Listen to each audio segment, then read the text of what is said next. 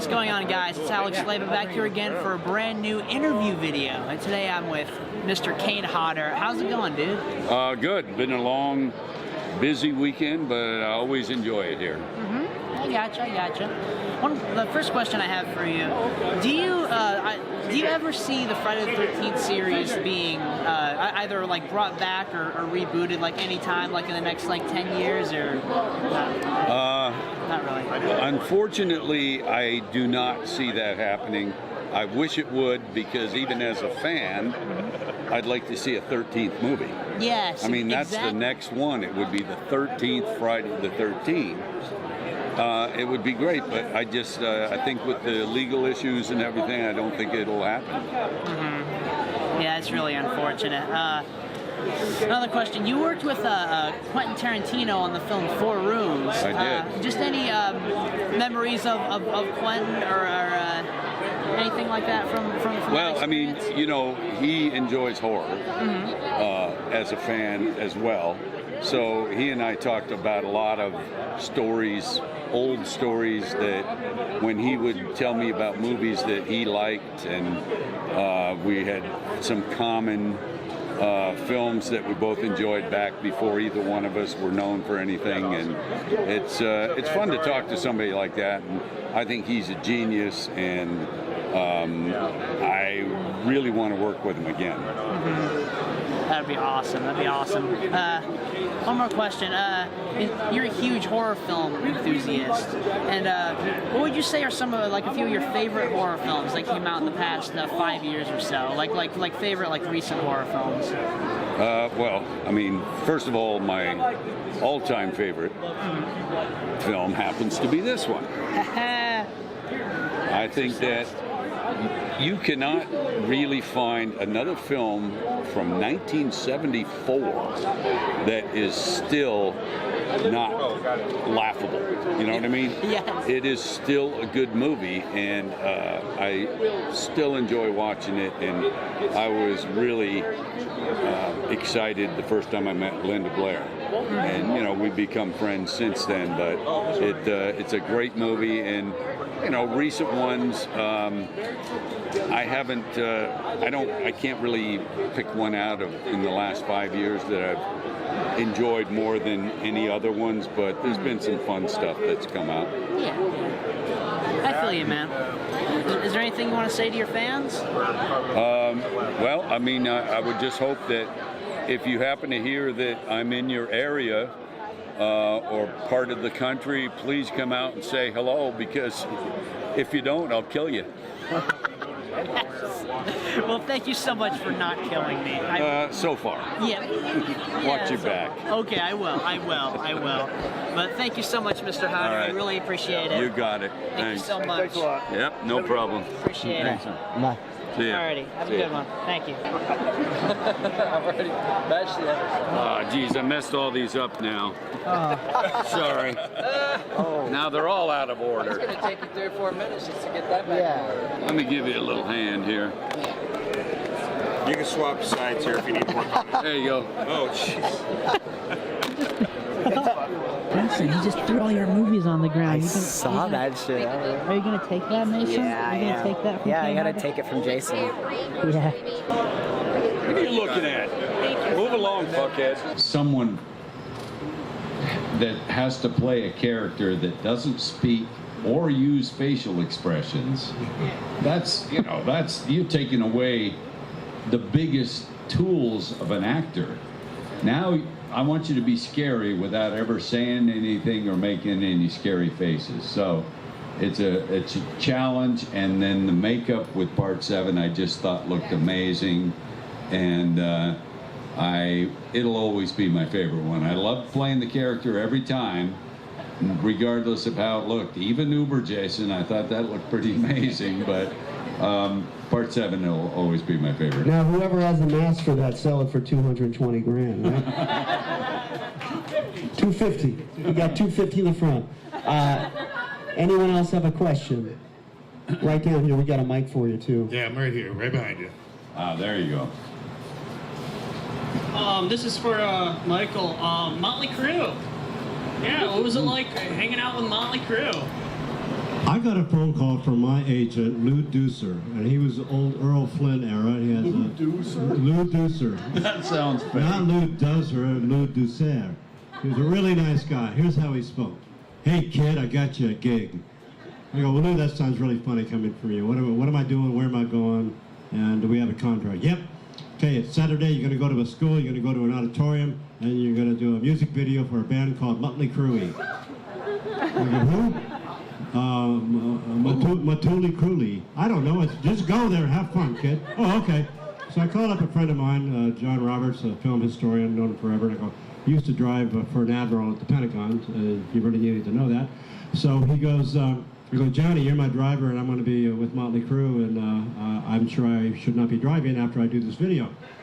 So he goes, okay. So off we go. We show up. It was just, they were absolutely 100% professional, very talented, just a ton of fun. Mick Mars is a big fan of Hills Have Eyes, and he kicked all their butts, by the way. He was the enforcer of the group. So walk into an auditorium, there's all these kids with, what do we call them, not monitors, chaperones, grown-ups, to keep them away from behind the curtain. So I was invited to go behind the curtain with Mötley Crüe. And we're talking about the video, we're gonna have a good time, making a lot of fun. And I'm looking on, we had a couple chairs, and there was some, fruit and stuff to eat, and then there's also galvanized buckets, 3 of them, full of ice and Corona beer and probably 5 gallons of Jack Daniels. Yeah. And one of the gals had a very long fingernail. Oh. Now I remember the '80s, but not because of disco. So that being said, Cocaine. good shit, nice and clean. So and I don't recommend it, of course, but. I've done programs for schools, and I tell them to, do your own drugs, dopamine, adrenaline, all that kind of shit. What do we have to look forward to from the... Louder. What do we have to look forward to from the 4 of you? Waking up and not falling down. There you go. Bill, I know you have a project, Prisoners of the Ghostland. You want to tell us about that? Yes, September 17th, a movie I did with Nicolas Cage. It's called Prisoners of the Ghostland. We shot it in November, December of 2019 in Japan, and it's a really cool movie where it's like an epic, like ninjas meet the Old West. It is a wild, epic, crazy Nicolas Cage movie, and the poster, just as a teaser, the poster has a quote from Nicolas Cage saying, "This is the wildest movie I've ever done." So that's that's pretty serious, and that comes out, as I say, in just about a little less than a month. So very excited about that. So please check it out, and if you can, please see it on the big screen, or as big a screen as you can, because it's wild and it's a big action adventure movie. I want to do a follow-up real quick, and I don't have any work lined up after this, but I have, for the last year, written my memoir. It's finished. Woo! Thank you. It's a picture of me with my curly hair, a little bow tie. I'm like 5.5 years old, and he's smiling. It says, "It's all good." Now, on my Facebook page, the one that I run, has weird science in the square, and in the middle there's a circle with cuckoo's nest. That's my page, and you look for it, and you should check it every day, because I post it. If you have anything political or whatever, it's not on there. I delete it. It's everything about people saving people, animals saving animals, animals saving people, how we can make a better future for our children and make this planet whole again. It's awesome, awesome. So when we have the same manager, Judy Fox. God bless her. She's in Turkey with her husband right now. They finally got a chance to see each other because of non-travel travel restrictions. And I got an email from her the other day, and she sent it off to 5 publishers, and the one called St. Martin's Press. They were the first to respond, waiting for others to respond, and the quote was, "It's a powerful read." So what it is when my father comes back from Hiroshima, I'm born with all kinds of birth defects, and it's this kid's life growing up. It ends with Hills Have Eyes, after I've done Cuckoo's Nest, and everything you can imagine in between. High school, having a nana, a grandmother that taught you wonderful lessons. Bob, no, there's no Bob Dylan mentioned in this book. I was a guard at Bob Dylan's house for 2 years. That'll be in my second book. This is all about this kid and how and the subtitle is From Hiroshima to Hollywood. Oh, nice. So I'll let you know when it's out and about, and the ending is really, really sweet. My dad get to see me in Cuckoo's Nest, and he looked at me in the screen, it was about 3 months before he died, and he said, "That's you, Bones in the Head." And I saw the light flickering on his face where I could tell he didn't have to worry about his son being able to take care of himself for the rest of life. So there's the heart tag. It's all good. Go to my Facebook page and I'll let you know. And it's a good read. Wow. Kane, Up, buddy. Kane, you got Z Dead End, 13 Fanboy. Tell us about something here. Well, first of all, I want to say, because Michael was talking about fake Facebook pages, I just was alerted recently about a page that everybody has tagged of my friends, including Bill, that was not my Facebook page. I'm sorry about that, by the way. But I'm in the process of claiming that now because it has tens of thousands of people, followers. What That's is it? not yours. Is that Hodder Kills? I thought that was. Yeah.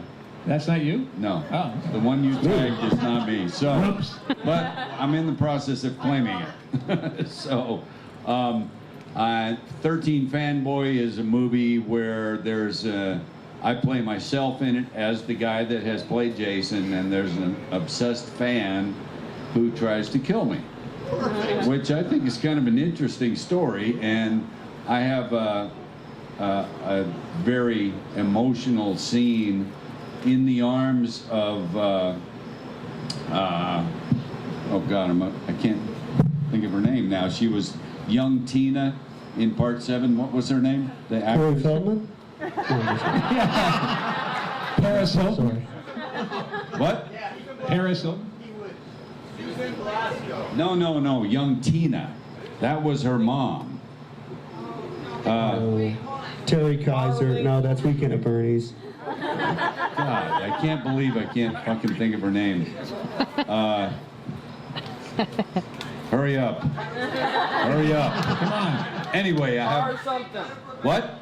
Jennifer Banco. Thank you. She played young Tina as a little girl in Part 7, obviously an adult now, and I have an emotional, somewhat dying scene, which I took a page out of Mosley's book and I ad-libbed a bunch of dialogue.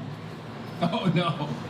About my real personal life, because I'm playing myself. So that was kind of cool. So that's 13 Fanboy. I just did this past week, I came here from there doing a film in New York called Z Dead End. And I play a sheriff who's not real nice. Kind of an asshole, but runs the town and think he's the shit and everything. So we're going to continue shooting that film. And also I've been, you guys know I did the motion capture for Jason in the Friday the 13th video game. So the company Gun, used to be called Gun Media, but they're just Gun now. We are doing another video game now, which is another horror franchise that you know well. They're not letting me say, unfortunately, what it is yet, but it is a major franchise that you know very well. And I know it sounds strange, but I'm killing motherfuckers in it. Can you believe it? Yeah. So we're doing that, and if are we gonna wrap this up shortly? Yeah, I think we're wrapping it up. Wait. Where's George? Can you go back there, George, and I just asked George to do me a favor, all the way back, so you can see the people. Oh, it is?